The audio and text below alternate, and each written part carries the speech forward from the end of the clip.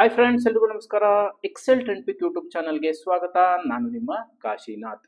Friends, ಒಂದು fundamentally strong ಆಗಿರುವಂಥ ಕಂಪ್ನಿಗೆ ಟೆಕ್ನಿಕಲ್ ಅನಾಲಿಸಿಸ್ನ ನಾವು ಅಳವಡಿಸ್ಕೊಂಡ್ರೆ ಏನೇನು ಅಡ್ವಾಂಟೇಜು ಅಂತ ಈ ವಿಡಿಯೋದಲ್ಲಿ ನೋಡೋಣ. ನೋಡಿ, ಮೊದಲೇದಾಗಿ ನಾವೊಂದು ಡೌನ್ ಟ್ರೆಂಡ್ನ ಅವಾಯ್ಡ್ ಮಾಡ್ಬೋದು, ಪ್ಲಸ್ ಸೈಡ್ ವೇಸ್ನ ಅವಾಯ್ಡ್ ಮಾಡ್ಬೋದು, ಪ್ಲಸ್ ಒಂದು ಅಪ್ ಟ್ರೆಂಡ್ನ ಕ್ಯಾಚ್ ಮಾಡ್ಬೋದು ಯಾವುದರಲ್ಲಿ ಫಂಡಮೆಂಟಲಿ ಸ್ಟ್ರಾಂಗ್ ಆಗಿರುವಂಥ ಕಂಪ್ನಿನಲ್ಲಿ. ಸೊ ಹಾಗಾದ್ರೆ ನಾನು ಫಂಡಮೆಂಟಲಿ ಸ್ಟ್ರಾಂಗ್ ಅನ್ನೋದಕ್ಕೆ ಯಾವ್ಯಾವ ಪಾಯಿಂಟ್ಸ್ನ ಕನ್ಸಿಡರ್ ಮಾಡ್ತೀನಿ, ಪ್ಲಸ್ ಟೆಕ್ನಿಕಲ್ ಅನಾಲಿಸಿಸ್ಗೆ ಯಾವ್ಯಾವ ಇಂಡಿಕೇಟರ್ಸ್ನ ನೋಡ್ತೀನಿ. ಪ್ಲಸ್ ನಮಗೆ ಟೆಕ್ನಿಕಲ್ ಅನಾಲಿಸಿಸ್ ಅಂತಂದ್ರೆ ಒಂದು ಮೀಡಿಯಂ ಟು ಲಾಂಗ್ ಟರ್ಮ್ ಇನ್ವೆಸ್ಟ್ಮೆಂಟ್ಗೆ, ಪ್ಲಸ್ ಒಂದು ಶಾರ್ಟ್ ಟರ್ಮ್ ಇನ್ವೆಸ್ಟ್ಮೆಂಟ್ಗೆ, ಪ್ಲಸ್ ಒಂದು ಸ್ವಿಂಗ್ ಟ್ರೇಡಿಂಗ್ಗೆ. ಸೊ ಇದೆಲ್ಲದನ್ನು ಈ ವಿಡಿಯೋದಲ್ಲಿ ನೋಡೋಣ. ಸೊ ಹಾಗಾದ್ರೆ ಬನ್ನಿ, ನನ್ನ ಸ್ಕ್ರೀನ್ ರೆಕಾರ್ಡಿಂಗ್ಗೆ ಹೋಗ್ತಾ ಇದ್ದೀನಿ. ನೋಡಿ, ಫಂಡಮೆಂಟಲ್ನ ಚೆಕ್ ಮಾಡೋದಕ್ಕೆ ಮೊದಲೇದಾಗಿ ನಾನು screener.in ಯೂಸ್ ಮಾಡ್ತೀನಿ. ಓಕೆ, ಇದರಲ್ಲಿ ಕಂಪನಿ ಸರ್ಚು, ನಾವಿವತ್ತು ಯಾವ ಕಂಪ್ನಿನ ಸರ್ಚ್ ಮಾಡ್ತಾ ಇದ್ದೀವಿ, ಯಾವ ಕಂಪ್ನಿ ಬಗ್ಗೆ ತಿಳ್ಕೊಬೇಕು, ಆ ಕಂಪ್ನಿನ ಎಂಟರ್ ಮಾಡಬೇಕು. ನೋಡಿ, ಇವತ್ತು ನಾನು ಸೆಲೆಕ್ಟ್ ಮಾಡ್ಕೊಂಡಿರೋವಂಥ ಕಂಪನಿ ಫೋರ್ಸ್ ಮೋಟಾರ್ಸ್. ಈ ಕಂಪನಿ ನೀವು ಸರ್ಚಲ್ಲಿ ಕೊಟ್ಟಿದ ತಕ್ಷಣ ಈ ಥರ ಓಪನ್ ಆಗುತ್ತೆ. ಮೊದಲೇದಾಗಿ ನಾನು ಈ ಕಂಪನಿ ಏನು ಮಾಡ್ತಾ ಇದೆ ಅಂತ ತಿಳ್ಕೊಳ್ತೀನಿ. ಓಕೆ, ನೋಡಿ, ಎಸ್ಟಾಬ್ಲಿಷ್ಮೆಂಟ್ ಇನ್ 1958 ಎಸ್ಟಾಬ್ಲಿಷ್ ಆಗಿದೆ.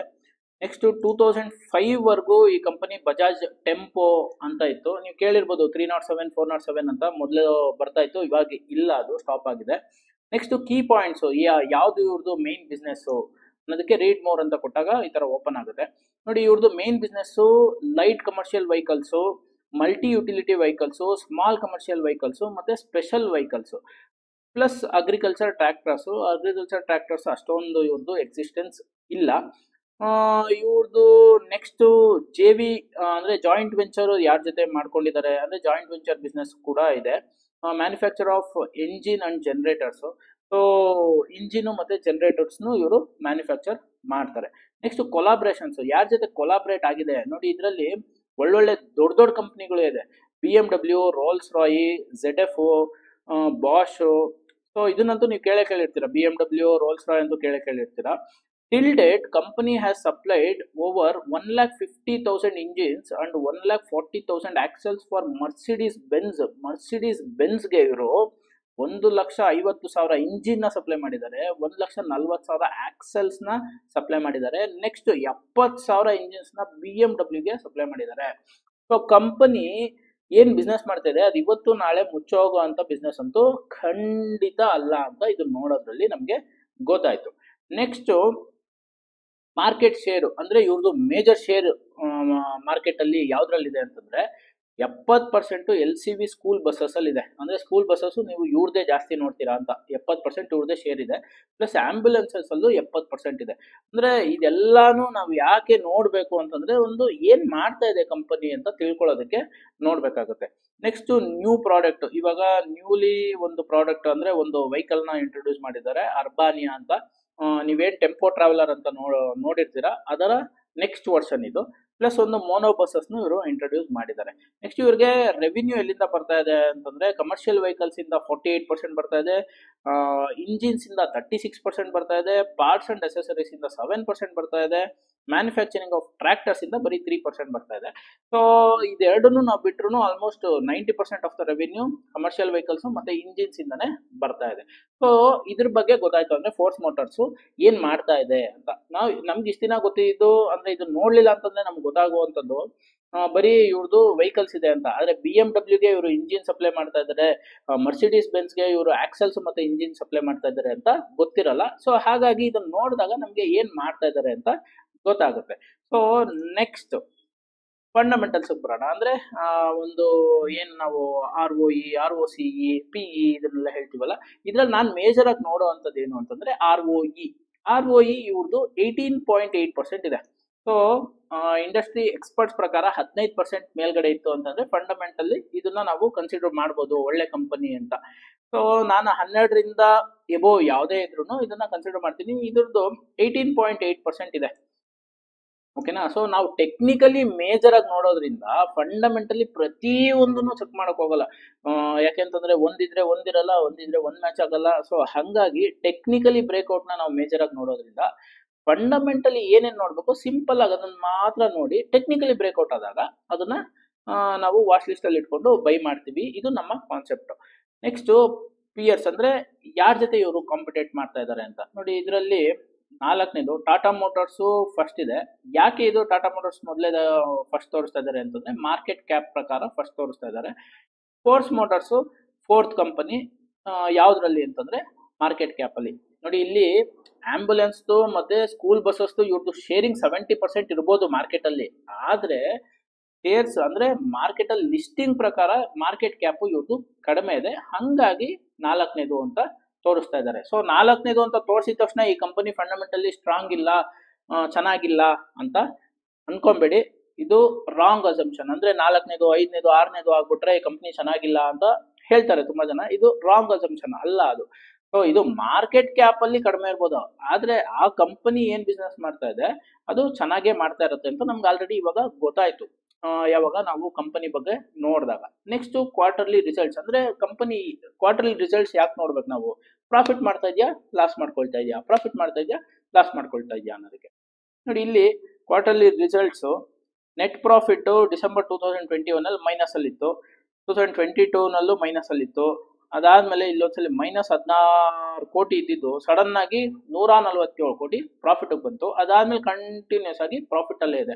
ಸೊ ಮಾರ್ಚ್ 2023 ಆದ್ಮೇಲೆ ಕಂಪನಿನೂ ಪ್ರಾಫಿಟ್ ಮಾಡಕ್ ಸ್ಟಾರ್ಟ್ ಮಾಡ್ತು. ಪ್ಲಸ್ ಟೆಕ್ನಿಕಲಿನೂ ಏನಾದ್ರು ಬ್ರೇಕ್ಔಟ್ ಕೊಟ್ರೆ ಆ ಟೈಮಲ್ಲಿ ನಮ್ಗೆ ಒಂದು ಒಳ್ಳೆ ಇದು.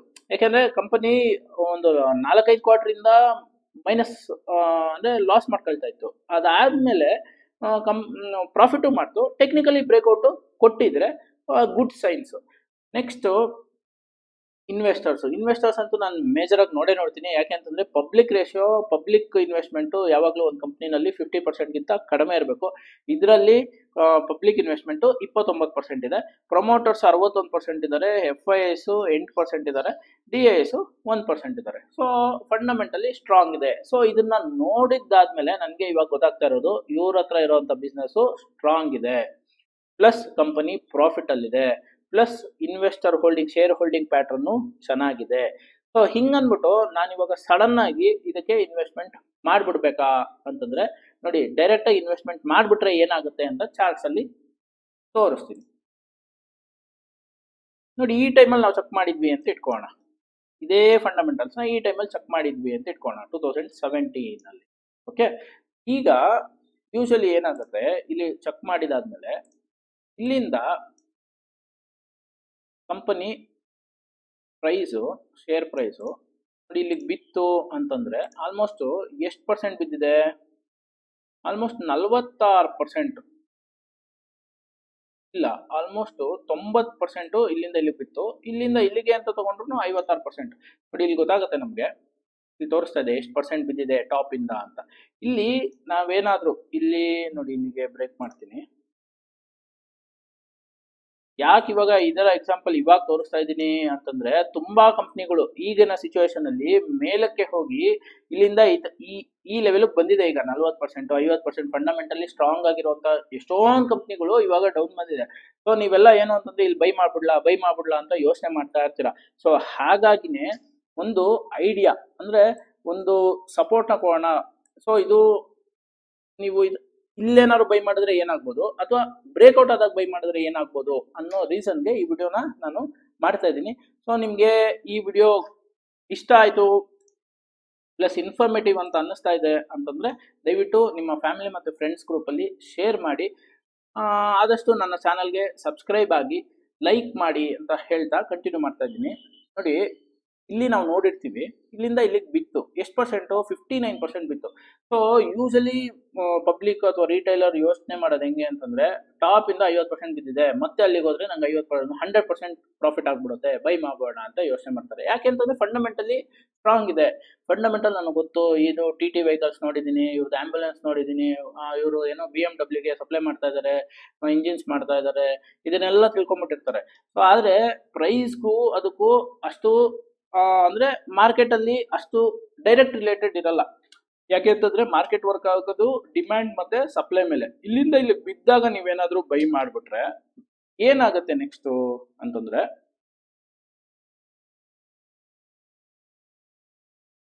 ನಾವು ಇಲ್ಲಿದೀವಿ, ಅದಾದ್ಮೇಲೆ ನೋಡಿ ಇಲ್ಲಿಂದ ಮತ್ತೆ 5 ವರ್ಷ ಈ ಕಂಪನಿ ಸೈಡ್ ವೇಸ್ ಆಗೋಯ್ತು. ನೀವು ಫಂಡಮೆಂಟಲಿ ಸ್ಟ್ರಾಂಗ್ ಅಂತ ಇಲ್ಲಿ ಬೈ ಮಾಡಿದ್ರೆ 5 ವರ್ಷ ಹೋಲ್ಡ್ ಮಾಡಬೇಕು ನಿಮ್ಮ ಪ್ರೈಸ್ಗೆ ಮತ್ತೆ ಅದು ಬರೋದಕ್ಕೆ. ಸೊ ಅದೇ ನಾನೇನ್ ಮಾಡ್ತೀನಿ ಅಂತಂದ್ರೆ, ಇದು ಬೀಳ್ತಾ ಇದೆಯಾ, ಸರಿ ಬೀಳ್ಲಿ, ಈ ಟೈಮಲ್ಲಿ ವೆಯ್ಟ್ ಮಾಡ್ತೀನಿ. ಯಾವುದಕ್ಕೆ ವೆಯ್ಟ್ ಮಾಡ್ತೀನಿ ಅಂತಂದ್ರೆ ನೋಡಿ, ಈ ತರ ಸಿಚುವೇಶನ್ಗೆ ವೆಯ್ಟ್ ಮಾಡ್ತೀನಿ, ಈ ತರ ಬ್ರೇಕ್ಔಟ್ ಆಗೋ ಸಿಚುವೇಶನ್ಗೆ ವೆಯ್ಟ್ ಮಾಡ್ತೀನಿ. ಮಂತ್ಲಿ ಚಾರ್ಟ್ ಅಲ್ಲಿ ಬ್ರೇಕ್ಔಟ್ ಆಯ್ತು ಅಂತಂದ್ರೆ ನೋಡಿ, ಇದು ನಾನು 6 months ಅಂಡ್ ಎಬೋವ್ ಹೋಲ್ಡ್ ಮಾಡ್ತೀನಿ ಅಂತಂದ್ರೆ ಮಂತ್ಲಿ ಚಾರ್ಟ್ ನೋಡ್ತೀನಿ. ಮಂತ್ಲಿ ಚಾರ್ಟ್ ಅಲ್ಲಿ RSI ಎಬೋವ್ 60 ಬರೋದಕ್ಕೆ ವೆಯ್ಟ್ ಮಾಡ್ತೀನಿ. ವೆಯ್ಟ್ ಮಾಡಿದಾದ್ಮೇಲೆ ನನಗೆ ಲೋಯೆಸ್ಟ್ ಪ್ರೈಸ್ ಅಲ್ಲಿ, ಇಲ್ಲಿ ಲೋಯೆಸ್ಟ್ ಪಾಯಿಂಟ್ ಅಲ್ಲಿ ಸಿಗದೆ ಇರ್ಬೋದು, ಆದ್ರೆ ಇಲ್ಲಿ ಬ್ರೇಕ್ಔಟ್ ಆದ್ಮೇಲೆ ಎಷ್ಟು ಫಾಸ್ಟ್ ಆಗಿ ಮೇಲಕ್ಕೆ ಹೋಗಿದೆ ಇದನ್ನ ನೀವು ಅಬ್ಸರ್ವ್ ಮಾಡಿ. ನೋಡಿ ಈಗ ನಾವು ಲಾಸ್ಟ್ 3 months ಡೇಟಾನ ಓಕೆನಾ, ನೋಡಿ ಇಲ್ಲಿಂದ ಮೇಲಕ್ಕೆ ಹೋಗಿದೆ. ಸೊ ಈ ಪೀರಿಯಡ್ ಅಲ್ಲಿ ನಾವು ಇನ್ವೆಸ್ಟ್ಮೆಂಟ್ ನ ಮಾಡಿದ್ರೆ ನಮಗೆ ಫಂಡಮೆಂಟಲಿ ಸ್ಟ್ರಾಂಗ್ ಆಗಿರುವಂತ ಕಂಪ್ನಿ ಫಾಸ್ಟ್ ಆಗಿ ರಿಟರ್ನ್ಸ್ ನ ಕೊಡುತ್ತೆ. ಇದೊಂದೇ ಸಲಿನ ಈ ತರ ಆಗಿರೋದು ಇಲ್ಲ. ನೋಡಿ ಅದಕ್ಕೂ ಮೊದಲು ಇಲ್ಲೊಂದ್ಸಲಿ ಬ್ರೇಕ್ಔಟ್ ಆಗಿದೆ, ಈ ತರ ಮೇಲಕ್ಕೆ ಹೋಗಿದೆ. ಅದಕ್ಕೂ ಮೊದಲು ನೋಡಿ ಇಲ್ಲಿ ಬ್ರೇಕ್ಔಟ್ ಆಗಿದೆ, ಇಲ್ಲಿಂದ ಈ ತರ ಮೇಲಕ್ಕೆ ಹೋಗಿದೆ. ಅದಕ್ಕೂ ಮೊದಲು ಇಲ್ಲಿ ಬ್ರೇಕ್ಔಟ್ ಆಯ್ತು, ಅದಾದ್ಮೇಲೆ ಒಂದ್ 4-5 ತಿಂಗಳು ಮೇಲಕ್ಕೆ ಹೋಗಿದೆ.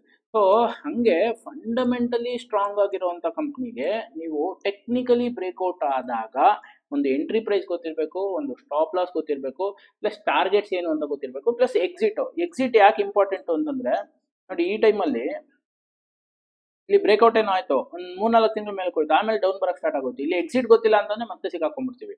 ಸೊ ಅದೇ ಈ ಟೈಮಲ್ಲೂ ಅಷ್ಟೇ ನೋಡಿ, ಇಲ್ಲಿ ಬ್ರೇಕ್ಔಟ್ ಆಗಿದೆ, ಅದಾದ್ಮೇಲೆ ಮೇಲಕ್ಕೆ ಹೋಯ್ತು, ಇಲ್ಲೂ ಎಕ್ಸಿಟ್ ಬಂದಿದೆ.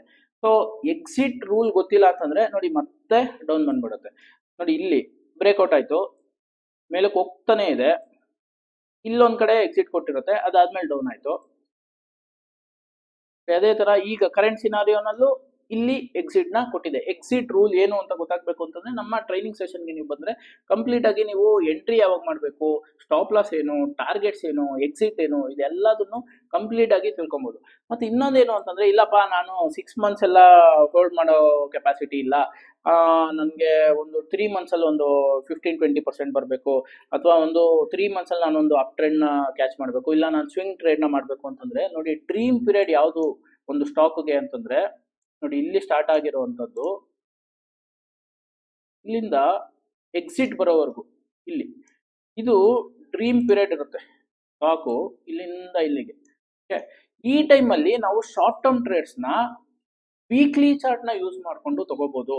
ನೋಡಿ ವೀಕ್ಲಿ ಚಾರ್ಟ್ ನ ನಾವು ಇಂಪ್ಲಿಮೆಂಟ್ ಮಾಡಿದ್ರೆ ಇದೇ ಟೈಮಲ್ಲಿ, ಈ ಟೈಮಲ್ಲಿ ನಮಗೆ 2-3 ಸಲ ವೀಕ್ಲಿ ಚಾರ್ಟ್ ಅಲ್ಲಿ ಎಂಟ್ರಿನ ಬಂದಿದೆ. ನೋಡಿ ವೀಕ್ಲಿ ಚಾರ್ಟ್ ನ ಓಪನ್ ಮಾಡ್ತೀನಿ. ನೋಡಿ ಆಲ್ಮೋಸ್ಟ್ ಇಲ್ಲೊಂದ್ಸಲಿ ಬ್ರೇಕ್ಔಟ್ ಆಯ್ತು, ಅದಾದ್ಮೇಲೆ ಇಲ್ಲೊಂದ್ಸಲಿ ಬ್ರೇಕ್ಔಟ್ ಆಯ್ತು, 2 ಸಲ ರ್ಯಾಲಿನ ಕೊಟ್ಟಿದೆ. ಈ ಟೈಮಲ್ಲಿ ಅಗೇನ್ ಇಲ್ಲ, ನಾನು ವೀಕ್ಲಿ ಚಾರ್ಟ್ ಅಂದ್ರೆ ನಾನು 3 ತಿಂಗಳು ವೇಟ್ ಮಾಡೋಕ್ಕಾಗಲ್ಲ, ನಾನು ಸ್ವಿಂಗ್ ಟ್ರೇಡ್ ಮಾಡ್ತೀನಿ ಅಂದ್ರೆ ಒಂದು 15 ದಿನ 20 ದಿನ ಮಾತ್ರ ಹೋಲ್ಡ್ ಮಾಡ್ತೀನಿ ಅಷ್ಟೇ, ನಾನು ವೇಟ್ ಮಾಡೋಕ್ಕಾಗೋದು ಅಂತಂದ್ರೆ ಡೇ ಚಾರ್ಟ್ ನ ಈ ಪೀರಿಯಡ್ ಅಲ್ಲೇ, ಯಾವಾಗ 2023 ಏಪ್ರಿಲ್ ಇಂದ ಇಲ್ಲಿವರೆಗೂ ನಾವು ಇಂಪ್ಲಿಮೆಂಟ್ ನ ಮಾಡಿದ್ರೆ ಡೇ ಚಾರ್ಟ್ ಅಲ್ಲಿ 3-4 ಟ್ರೇಡ್, ಅಂದ್ರೆ ಆ ಸೆಟಪ್ ಬರೋದಕ್ಕೆ ನಾವು ವೇಟ್ ಮಾಡಬೇಕು. ಸೆಟಪ್ ಬಂದಿದ್ದಾದ್ಮೇಲೆ ಮಾತ್ರ ನಾವು ಟ್ರೇಡ್ ನ ತಗೋಬೇಕು, ಅಲ್ಲಿವರೆಗೂ ಟ್ರೇಡ್ ನ ತಗೊಳಂಗಿಲ್ಲ. ಇಲ್ಲಿ 2023 ಇಂದ ಆಲ್ಮೋಸ್ಟ್ ನಮ್ಗೆ ಇಲ್ಲೊಂದ್ಸಲಿ ಟ್ರೇಡ್ ಸಿಕ್ಕಿದೆ, ಅದಾದ್ಮೇಲೆ ಇಲ್ಲೊಂದು ಟ್ರೇಡ್ ಸಿಕ್ಕಿದೆ, ಅದಾದ್ಮೇಲೆ ಇಲ್ಲೊಂದು ಟ್ರೇಡು ಸಿಕ್ಕಿದೆ. ಸೊ ಏನು ಅಂತಂದ್ರೆ, ಒಂದು ನಾವು ಟ್ರೆಂಡ್ ನ ಅನಲೈಸ್ ಮಾಡಿದ್ವಿ, ಮಂತ್ಲಿ ಚಾರ್ಟ್ ಅಲ್ಲಿ ಮೇಲಕ್ಕೆ ಹೋಗ್ತಾ ಇದೆ ಅಂತ ಗೊತ್ತಾಯ್ತು, ಅದೇ ಸ್ಟಾಕ್ ನ ವೀಕ್ಲಿ ಚಾರ್ಟ್ ಅಲ್ಲಿ ಶಾರ್ಟ್ ಟರ್ಮ್ ಗೋಸ್ಕರ ಇಂಪ್ಲಿಮೆಂಟ್ ಮಾಡ್ತೀವಿ, ಅದೇ ಸ್ಟಾಕ್ ನ ಸ್ವಿಂಗ್ ಟ್ರೇಡಿಂಗ್ ಅಲ್ಲಿ ಒಂದು ಸ್ವಿಂಗ್ ಟ್ರೇಡಿಂಗ್ ಗೋಸ್ಕರ ಡೇ ಚಾರ್ಟ್ ಅಲ್ಲಿ ಇಂಪ್ಲಿಮೆಂಟ್ ನ ಮಾಡ್ತೀವಿ. ಸೊ ಇದನ್ನ ಕಂಪ್ಲೀಟ್ ಆಗಿ ಈ ತರ ಮಾಡಿದಾಗ ಮಾತ್ರ ನಾವು ಒಂದು ಡೌನ್ ಬರ್ತಾ ಇರುವಂತ ಸ್ಟಾಕ್ ನ ಅವಾಯ್ಡ್ ಮಾಡ್ಬೋದು. ನೋಡಿ ಇವಾಗ ಈ ಪಾಯಿಂಟ್ ಆಫ್ ಟೈಮ್ ಅಲ್ಲಿ ಇವತ್ತಿನ ಚಾರ್ಟ್ ನಾನು ತೋರಿಸ್ತಾ ಇಲ್ಲ, ಸೊ ಇವತ್ತಿಗೆ ಇದು ಆಲ್ಮೋಸ್ಟ್ ಡೌನ್ ಬರ್ತಾ ಇದೆ. ಈ ಟೈಮಲ್ಲಿ ನಮಗೆ ಇದು ನೋಡಿ, ಅಪ್ಪರ್ ಬ್ಯಾಂಡ್ ಇಲ್ಲಿದೆ, ಲೋವರ್ ಬ್ಯಾಂಡ್ ಇಲ್ಲಿದೆ, ಸೊ ಹಾಗಾಗಿ ಇದು ಸದ್ಯಕ್ಕೆ ಮಂತ್ಲಿ ಚಾರ್ಟ್ ಅಲ್ಲಿ ಬ್ರೇಕ್ಔಟ್ ಕೊಡುವಂತ ಚಾನ್ಸಸ್ ಇಲ್ಲ. ಅಂದ್ರೆ ಬ್ರೇಕ್ಔಟ್ ಕೊಟ್ಟಿರುವಂತದ್ದು ಇಲ್ಲಿ. ಇವಾಗ ಇದು ರೆಸ್ಟಿಂಗ್ ಪೀರಿಯಡ್, ರೆಸ್ಟ್ ತಗೊಳುತ್ತೆ 1 ವರ್ಷನೋ 2 ವರ್ಷನೋ ಗೊತ್ತಿಲ್ಲ ನನಗೆ. ಈ ಟೈಮಲ್ಲಿ ನೀವು ಮತ್ತೆ ಇದು ಟಾಪ್ ಇಂದ ಎಲ್ಲಿಂದ ಇಲ್ಲಿಂದ ಇಷ್ಟು ಬಿದ್ದಿದೆ, ಎಷ್ಟು 40% ಬಿದ್ದಿದೆ ಅಂತ ಇವಾಗ ಫೋರ್ಸ್ ಮೋಟಾರ್ಸ್ ನಾನು ನೋಡ್ತಾ ಇದ್ದೀನಿ. ಇವ್ರದ್ದು ವೆಹಿಕಲ್ಸ್ ಇದೆ, BMW ಸಪ್ಲೈ ಮಾಡ್ತಾ ಇದ್ದಾರೆ. ಸೊ ಇದನ್ನೇ ನಾನು ಕಂಟಿನ್ಯೂಸ್ ಆಗಿ ಹೇಳ್ತಾ ಇರೋದು, ಫಂಡಮೆಂಟಲ್ ಚೆಕ್ ಮಾಡಬೇಕು ಕರೆಕ್ಟು. ಆದ್ರೆ ಫಂಡಮೆಂಟಲಿ ಚೆಕ್ ಮಾಡ್ಬಿಟ್ಟು ನಾವು ಬೈ ಮಾಡ್ಬಿಟ್ರೆ ಏನಾಗುತ್ತೆ, ನಮಗೆ ಬೇಕಾಗಿರುವಂತ ರಿಟರ್ನ್ಸು ಬರೋದಕ್ಕೆ ತುಂಬಾ ಲೇಟ್ ಆಗುತ್ತೆ. ಅದೇ ಟೆಕ್ನಿಕಲ್ ಅನಾಲಿಸಿಸ್ನ ಸಿಂಪಲ್ ಆಗಿ ಒಂದು ಮಂತ್ಲಿ ಚಾರ್ಟು, ಒಂದು ವೀಕ್ಲಿ ಚಾರ್ಟು, ನಾನು 5 ಮಿನಿಟ್ಸ್ ಚಾರ್ಟ್ ಹೇಳ್ತಾ ಇಲ್ಲ, 15 ಮಿನಿಟ್ಸ್ ಚಾರ್ಟ್ ಹೇಳ್ತಾ ಇಲ್ಲ. ಸೊ 5 ಮಿನಿಟ್ಸು 15 ಮಿನಿಟ್ಸ್ ಚಾರ್ಟ್ ಎಲ್ಲ ಮಾಡ್ತೀರಾ ಅಂತಂದ್ರೆ ಅದು ಇಂಟ್ರಾಡೇಗೆ ಇಷ್ಟೆಲ್ಲ ಚೆಕ್ ಮಾಡೋದು ಬೇಕಾಗಿಲ್ಲ. ಆದರೆ ಇಂಟ್ರಾಡೇನಲ್ಲಿ ನಿಮಗೆ ಕನ್ಸಿಸ್ಟೆಂಟ್ ಆಗಿ ಪ್ರಾಫಿಟ್ ಮಾಡೋಕ್ಕಾಗಲ್ಲ. ಸೊ ಇದನ್ನ ನಾವು ಮಂತ್ಲಿ ಮತ್ತೆ ವೀಕ್ಲಿ ಚಾರ್ಟ್ನ ಯೂಸ್ ಮಾಡಿಕೊಂಡು ಪ್ಲಸ್ ಡೇ ಚಾರ್ಟ್ನ ಯೂಸ್ ಮಾಡಿಕೊಂಡು ಅದಕ್ಕೆ ತಕ್ಕಂಗೆ ಅದನ್ನ ಯೂಸ್ ಮಾಡಿಕೊಂಡು ಈ ಡ್ರೀಮ್ ಪೀರಿಯಡ್ ಅಲ್ಲಿ ಇಂಪ್ಲಿಮೆಂಟ್ನ ಮಾಡಿದ್ರೆ ನಮಗೆ ಏನೇನು ಒಂದು ರಿಟರ್ನ್ಸ್ನ ಬೇಕೋ ಅದನ್ನ ನಾವು ಅಚೀವ್ ಮಾಡ್ಬೋದು. ಆಸ್ ಆಫ್ ನೌ ಇದು ಸದ್ಯಕ್ಕೆ ಏನಪ್ಪಾ ಅಂತಂದ್ರೆ ನಮಗೆ ಶಾರ್ಟ್ ಟರ್ಮ್ ಟ್ರೇಡ್ ಕೊಡ್ಬೋದು, ಆದರೆ medium to long term trade ಕೊಡುವಂತ ಚಾನ್ಸಸ್ಸು ಸದ್ಯಕ್ಕೆ ಇಲ್ಲ. ಈ ತರ ನಿಮ್ಗೆ ಇವಾಗ ನೀವು ತುಂಬಾ ಸ್ಟಾಕ್ಸ್ ನ ಚೆಕ್ ಮಾಡ್ಬೋದು. ಈ ತರ ಟಾಪ್ ಇಂದ ತುಂಬಾ ಸ್ಟಾಕ್ಸು ಈ ತರ ಡೌನ್ ಬಂದಿದೆ. ಇದಕ್ಕೇನಾದ್ರೂ ನೀವು ಸುಮ್ಮನೆ ಇದು ಟಾಪ್ ಇಂದ ಇಷ್ಟು ಡೌನ್ ಬಂದಿದೆ ಅಂತ ಏನಾದ್ರು ಇನ್ವೆಸ್ಟ್ಮೆಂಟ್ ನ ಮಾಡಿದ್ರೆ ನೋಡಿ ಏನಾಗ್ಬೋದು ಅನ್ನೋದಕ್ಕೆ ಇಲ್ಲಿ ಆಲ್ರೆಡಿ ಲೈವ್ ಎಕ್ಸಾಂಪಲ್ಸ್ ಇದೆ. ನೋಡಿ ಇಲ್ಲಿ ಟಾಪ್ ಇಂದ ಬಂತು, ಅದಾದ್ಮೇಲೆ ಏನಾಯ್ತು, ಟಾಪ್ ಇಂದ ಬಂತು ಏನಾಯ್ತು. ಸೊ ಈ ತರ ಇದೆ. ಸೊ ಈ ತರ ತುಂಬಾ ಸ್ಟಾಕ್ಸ್ ಇದೆ. ಸೊ ಒಂದೊಂದೇ ಸ್ಟಾಕ್ನ ನಾನು ಅನಲೈಸ್ ಮಾಡೋದಕ್ಕೆ ಟ್ರೈ ಮಾಡ್ತೀನಿ. ಸೊ ಕಂಟಿನ್ಯೂಸ್ ಆಗಿ ನನ್ನ ಚಾನಲ್ನ ಫಾಲೋ ಮಾಡ್ತಾ ಇರಿ, ನನ್ನ ವಿಡಿಯೋಸ್ನ ನೋಡ್ತಾ ಇರಿ, ನಿಮಗೂ ಐಡಿಯಾ ಬರುತ್ತೆ. ನನ್ನ ಉದ್ದೇಶ ಏನು ಅಂತಂದ್ರೆ ನೀವು ಸೈಡ್ ವೇಸ್ ಅಲ್ಲಿ ಡೌನ್ ಟ್ರೆಂಡ್ ಅಲ್ಲಿ ಒಂದು ಸ್ಟಾಕ್ ಅಲ್ಲಿ ಸಿಕ್ಕಾಕೊಂಡ್ರೆ ಮತ್ತೆ ಸ್ಟಾಕ್ ಮಾರ್ಕೆಟ್ ಅಂತಂದ್ರೇನೆ ಬೇಜಾರಾಗುತ್ತೆ, ಪ್ಲಸ್ ತುಂಬಾ ಟೈಮು ವೆಯ್ಟ್ ಮಾಡಬೇಕಾಗುತ್ತೆ. ಸೊ ಇದನ್ನ ನೀವು ಕಂಪ್ಲೀಟ್ ಆಗಿ ಇಲ್ಲ ನಾನು ಅಪ್ ಟ್ರೆಂಡ್ ಸ್ಟಾರ್ಟ್ ಆಗೋಕ್ಕೂ ಮೊದಲು ಈ ತರ ಅನಾಲಿಸಿಸ್ನ ಮಾಡಿ ಯಾವ ತರ ಬೈ ಮಾಡಬೇಕು ಅಂತ ನೀವು ತಿಳ್ಕೊಬೇಕು ಅಂತಂದ್ರೆ ನಮ್ಮ ಟ್ರೈನಿಂಗ್ ಸೆಷನ್ಸ್ಗೆ ಅಟೆಂಡ್ ಆದ್ರೆ ಈಸಿಯಾಗಿ ನೀವು ತಿಳ್ಕೊಬಹುದು. ಸೊ ಈ ಇನ್ಫಾರ್ಮೇಶನ್ ನಿಮಗೆ ಇಷ್ಟ ಆಗಿತ್ತು ಅಂತಂದ್ರೆ ನಿಮ್ಮ ಫ್ಯಾಮಿಲಿ ಮತ್ತೆ ಫ್ರೆಂಡ್ಸ್ ಗ್ರೂಪಲ್ಲಿ ದಯವಿಟ್ಟು ಶೇರ್ ಮಾಡಿ, ಲೈಕ್ ಮಾಡಿ ಮತ್ತೆ ಸಬ್ಸ್ಕ್ರೈಬ್ ಮಾಡ್ಕೊಳ್ಳಿ ಅಂತ ಹೇಳ್ತಾ ನನ್ನ ಈ ವಿಡಿಯೋನ ಮುಗಿಸ್ತಾ ಇದ್ದೀನಿ. Thank you.